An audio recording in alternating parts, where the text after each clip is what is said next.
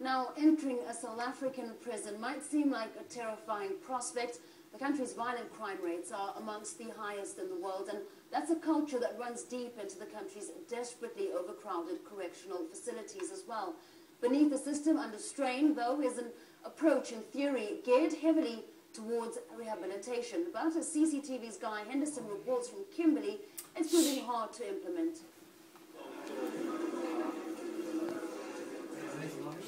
If you can't read and write, it's a social evil. There's nothing you can do. You are subjected to poverty. When you go out of this place, what is going to happen to your life? Are you going to live the same life now that you are empowered? Julius Malema served time for armed robbery. Whilst inside, he learnt a lesson he's now passing on. Through a charity geared towards literacy, he's been teaching in prisons with solid results. Nationally, 70% of pupils taught through the Readucate programme passed their senior certificate exam last year. If you take away a person's freedom, for me that's punishment enough. We want to eradicate illiteracy, and with the assistance that we have from Readucate, we are a distance from there, but we can see there's light at the end of the tunnel.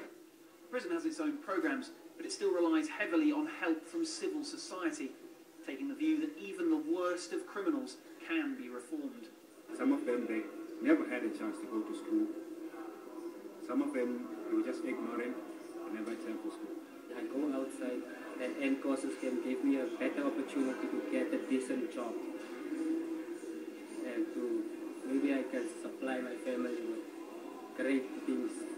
Paying society back for their crimes. Now, South Africa's prison system is in theory very progressive. It's officially called correctional services, so that emphasis on rehabilitation is there as well as punishment. But we've been allowed to film in a state-of-the-art prison. It's one of the best run in the country, but it's well known that elsewhere this system is under strain. 2,000 extra inmates every month. The cells are full up to the brim. Prisoners have rioted over a lack of rehabilitation services. Gangsterism and corruption is rife. The service is struggling to practice what it's Learn well, good luck. I congratulate you. Well done. Readucate's founder is 82-year-old Edna Frinkle, who says the correlation between literacy and lowering crime is clear, and yet groups like hers are becoming scarcer. If we had the money, we could turn South Africa into something wonderful. The Director of Formal Education would like us, for instance, to operate in every prison. No funding. We need the funding. The path that juniors found is now blocked for others. Readucate's programmes are on hold.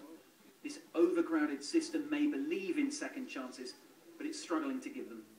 Guy Henderson, CCTV, Kimberley, South Africa. Time now for another quick